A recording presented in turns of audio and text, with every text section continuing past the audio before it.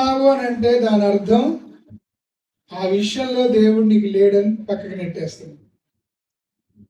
అంతే కదండి. ఇప్పుడు దేవుడు నిన్ను చింతపండు అన్నాడా లేదా? నిన్నెన్నడూ విడువను, ఏ మాత్రం ఎడబాయనని చెప్పాడా లేదా?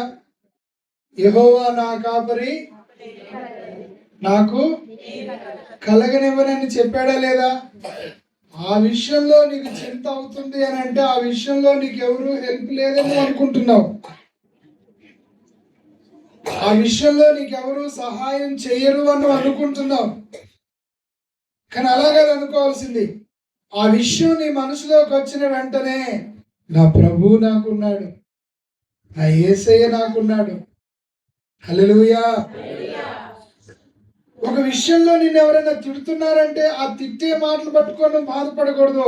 ప్రభువా, నన్ను వీళ్ళు తిడుతున్నారు, నా మీద పలికిన ప్రతి చెడ్డ మాటను బట్టి కూడా నీకు స్తోత్రం. ప్రభువా, ఈ బిడ్డలను దీవించయ్యా, ఈ బిడ్డలను ఆశీర్వదించయ్యా. మీరు అలా ప్రేయర్ చేయండి, వెంటనే తిట్టే హృదయం మారిపోద్ది. తిట్టే వ్యక్తి మారిపోతాడు, నీకు మంచి బెస్ట్ ఫ్రెండ్స్ అయిపోతారు. హల్లెలూయా.